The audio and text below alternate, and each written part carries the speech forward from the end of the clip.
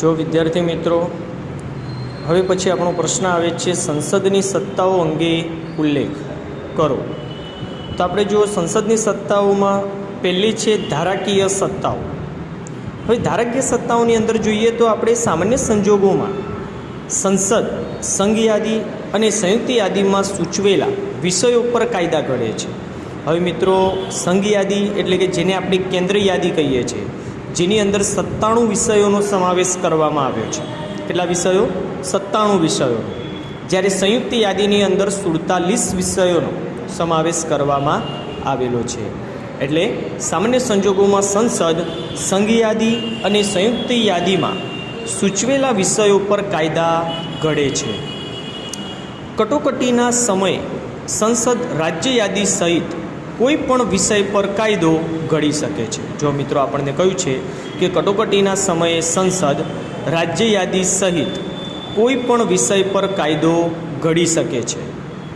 સંસદની મંજૂરી વિના કોઈ પણ ખરડો કાયદો બની શકતો નથી. જો આપણને કહ્યું છે કે એમાં સૌથી પહેલાં તો સંસદની મંજૂરી લેવી પડે છે.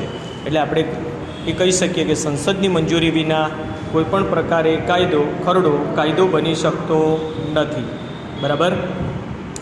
એના પછી આપણને કહ્યું છે કે નાણાકીય ખરડા સિવાયનો કોઈ પણ ખરડો સંસદના કોઈપણ ગૃહમાં રજૂ થઈ શકે છે. જો નાણાકીય ખરડા સિવાયનો કોઈ પણ ખરડો હોય તે સંસદના કોઈપણ ગૃહમાં રજૂ થઈ શકે છે. એટલે કે ઉપલા ગૃહમાં કે નીચલા ગૃહમાં કોઈ પણ, એટલે કે લોકસભા કે રાજ્યસભા ગમે તેવા. નાણાકીય ખરડાઓની પ્રથમ રજૂઆત માત્ર લોકસભામાં જ થઈ શકે છે. 1 માર્ક્સ માટે આ ખાસ ધ્યાનમાં રાખજો કે નાણાકીય ખરડાની પ્રથમ રજૂઆત ક્યાં થાય છે? તો સૌથી પહેલાં નાણાકીય ખરડાની રજૂઆત લોકસભામાં જ થઈ શકે છે.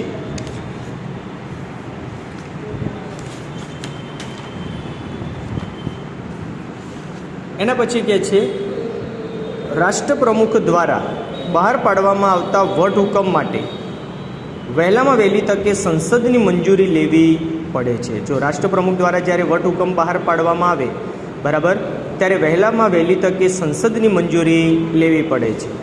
જો સંસદ મંજૂરી ન આપે તો વટહુકમ આપોઆપ રદ થાય છે. સંસદ એમાં મંજૂરી આપવી પડે છે.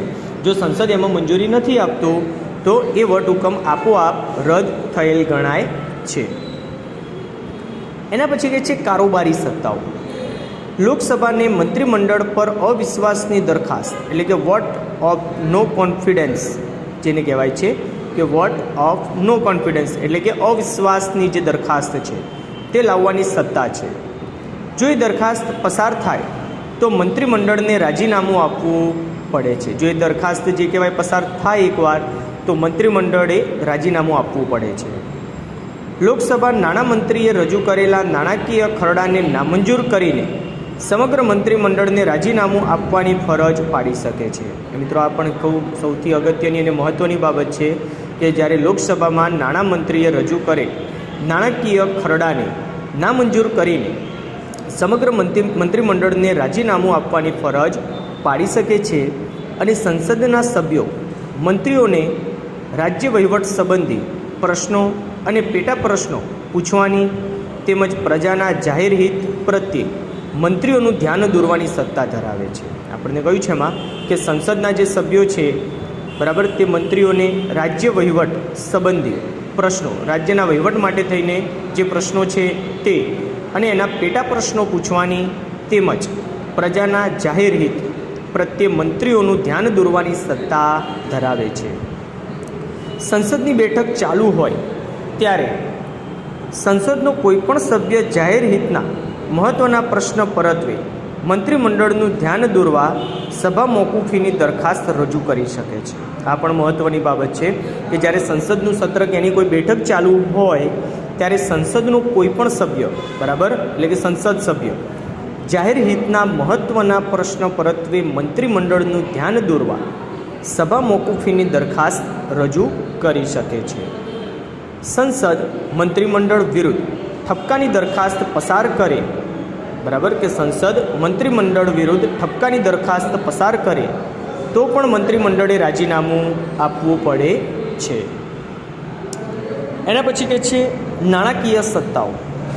નાણામંત્રી અને રેલ મંત્રીએ રજૂ કરેલા અંદાજપત્રો રજૂ કરવા આકસ્મિક ખર્ચ નિધિમાંથી સરકારે ખર્ચેલી રકમ મંજૂર કરવી અને સરકારે આગલા વર્ષે કરેલા ખર્ચનો ઓડિટ કરેલ હિસાબ અને અહેવાલ મંજૂર કરવો વગેરે સંસદની નાણાકીય સત્તાઓ છે. જો સંસદની નાણાકીય સત્તાઓ આવે તો કઈ કઈ છે?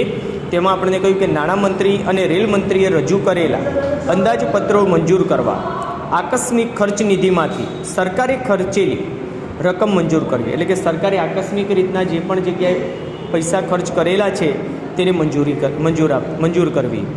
સરકારે આગલા વર્ષે કરેલા ખર્ચનો ઓડિટ કરેલ હિસાબ, એટલે કે સરકારે આગલા વર્ષે એટલે કે એક વર્ષ અગાઉનો જે એમનો હિસાબ છે તે બરાબર એનો અહેવાલ કહેવાય છે કે મંજૂર કરવો વગેરે સંસદની નાણાકીય સત્તાઓ છે.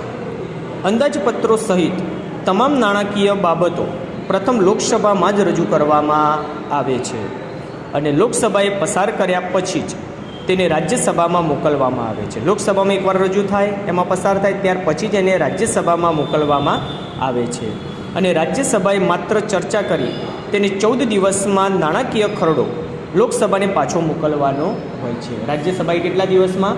14 દિવસમાં તે ખરડો પરત મોકલવાનો હોય છે. આ મુદત દરમિયાન રાજ્યસભાએ ખરડો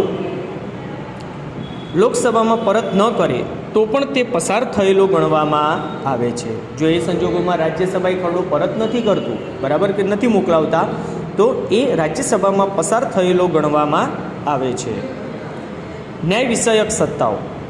સંસદ લોકસભાના સ્પીકર અને ડેપ્યુટી સ્પીકર તેમજ રાજ્યસભાના અધ્યક્ષ અને ઉપાધ્યક્ષને બંધારણના ભંગ બદલ કે કોઈ ગંભીર ગુના માટે બહુમતીથી ઠરાવ પસાર કરીને પદભ્રષ્ટ કરી શકે છે. એમાં આપણને કહ્યું કે સંસદની અંદર જે આપણા લોકસભાના સ્પીકર, ડેપ્યુટી સ્પીકર બરાબર તેમજ રાજ્યસભાના જે અધ્યક્ષ અને ઉપાધ્યક્ષ છે બંધારણના ભંગ બદલ કે કોઈ ગંભીર ગુના માટે બહુમતીથી ઠરાવ પસાર કરીને પદભ્રષ્ટ કરી શકે છે. બંધારણના ભંગ બદલ કે દેશહિત વિરુદ્ધ પ્રવૃત્તિઓ કરવાના આરોપસર સંસદ રાષ્ટ્રપ્રમુખ, ઉપરાષ્ટ્રપ્રમુખ, સર્વોચ્ચ અદાલત અને વડી અદાલતના ન્યાયમૂર્તિઓ, મુખ્ય ચૂંટણી કમિશનર, ઓડિટર જનરલ કે એટર્ની જનરલ પર મહાભિયોગ ચલાવી શકે છે. એટલે આપણે ખાસ મિત્રો ધ્યાનમાં રાખવાનું છે, જેને આપણે ઇમ્પેચમેન્ટ કહીએ છીએ. શું કહીએ છીએ? ઇમ્પેચમેન્ટ. મહાભિયોગની જે કાર્યવાહી છે તે, એટલે કે આપણને પૂછે કે મહાભિયોગની કાર્યવાહી કોના વિરુદ્ધમાં કરવામાં આવે છે, તો બંધારણના ભંગ બદલ કે દેશહિત વિરુદ્ધ પ્રવૃત્તિઓ કરવાના આરોપસર સંસદ રાષ્ટ્રપ્રમુખ, ઉપરાષ્ટ્રપ્રમુખ, સર્વોચ્ચ અદાલત અને વડી અદાલતના ન્યાયમૂર્તિઓ, મુખ્ય ચૂંટણી commissioner, auditor general, attorney general પર મહાભિયોગની કાર્યવાહી ચલાવી શકે છે અને 2/3 બહુમતીથી આરોપ પુરવાર થયેલ જાહેર કરી તેમને હોદ્દા પરથી દૂર કરી શકે છે. બરાબર, એમના પર 2/3 3 ભાગમાંથી 2 ભાગના સભ્યો સ્પષ્ટ હા દર્શાવતા હોય ત્યારે તેમને હોદ્દા પરથી દૂર કરી શકાય છે. સંસદ પોતાના કોઈપણ સભ્યને અસભ્ય વર્તણૂક માટે કે સભાગૃહના નિયમોના ભંગ બદલ તેનું સભ્યપદ નાબૂદ કરવાની, જેલમાં મોકલવાની શિક્ષા કરી શકે છે. એટલે કે જેને આપણે મિસબિહેવ કહેવાય છે, કે કોઈપણ પ્રકારનું જે કહેવાય કે વર્તન વ્યવહાર ત્યાં યોગ્ય નથી, એવું કોઈ વર્તન વ્યવહાર થાય તો એનું સભ્યપદ નાબૂદ કરવાની અને તેને જેલમાં મોકલવાની શિક્ષા સુધી થઈ શકે છે. અને ગૃહમાં થોડા દિવસો માટે હાજરી ન આપવાનો આદેશ પણ આપી શકે છે. એટલે સૌથી મહત્ત્વની બાબત છે.